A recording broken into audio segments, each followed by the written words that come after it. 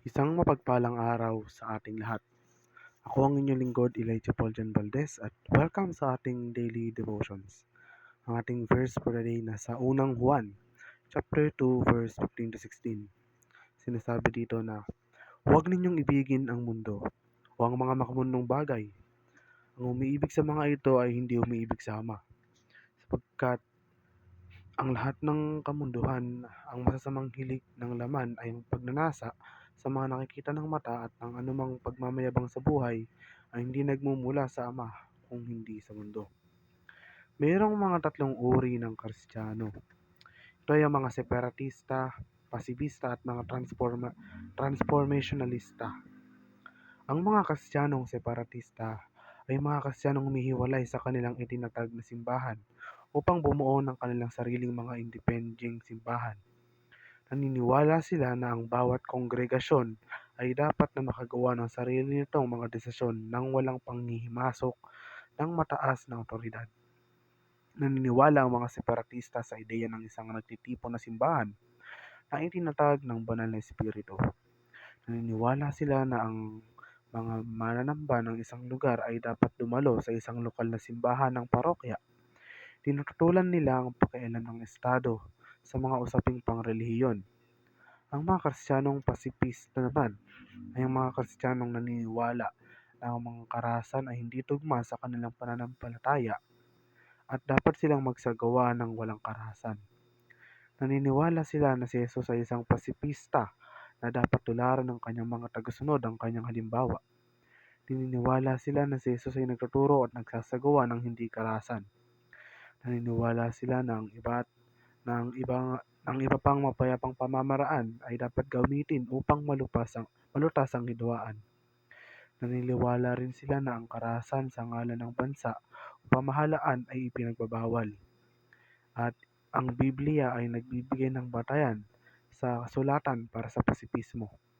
Ang huli naman ay ang transformationalista. Ang transformationalism ay isang kilusang Kristiyano na pinagsasama ng Pentecostalism, Evangelism, at Ecumenism.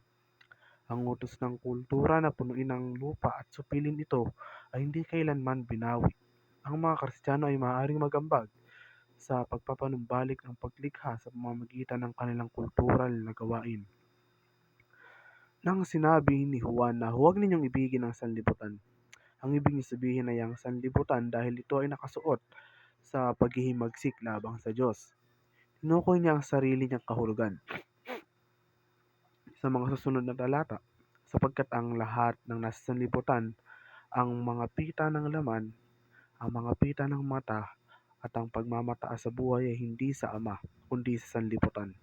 Kaya halimbawa, ang mga pita ng laman ay karaniwang kumukuha ng malusog na pagnanasa para sa pisikal na kasiyahan at pinipigilan ang mga ito sa labas ng konteksto. Kinukuha mo ang pagnanais na mayroon ka sa tinatawag na sex at tinataas mo ito sa antas ng ganap na pagkahumaling. Kung wala ito, hindi ako magiging masaya. Kaya't hindi mo sinusunod ang mga batas ng Diyos upang makuha ito, anuman ang halaga. Problema nga ba ang pagtatalik? Hindi. Ngunit bilang isang kultura, tinatrato natin ito bilang ang pinakamahusay na kabutihan. At iyon ang makamundo. Paano ang mga tungkol sa mga pagnanasa sa mata? Nangyayari ito kapag nakakakita ka ng isang bagay na mabuti sa mundo na nagiging napakahalaga sa iyo na sinasakripisyo mo ang lahat para dito. Nakikita kong ginagawa ito ng mga tao sa lahat ng oras gamit ang pera. Nilalagay nila ang kanilang mga sarili sa masasamang sitwasyon sa pananalapi.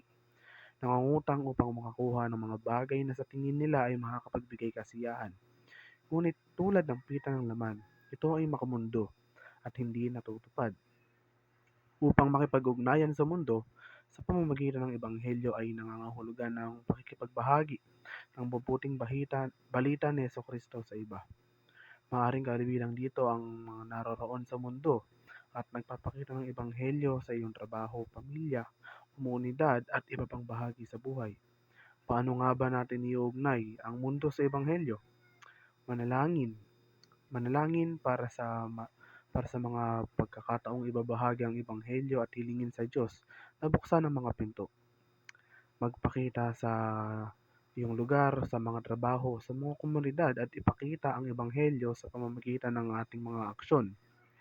Ibahagi natin ang mabuting balita ng buhay ni Jesus, kung ano ang ginawa niya at kung paano ito binago ng mga tao.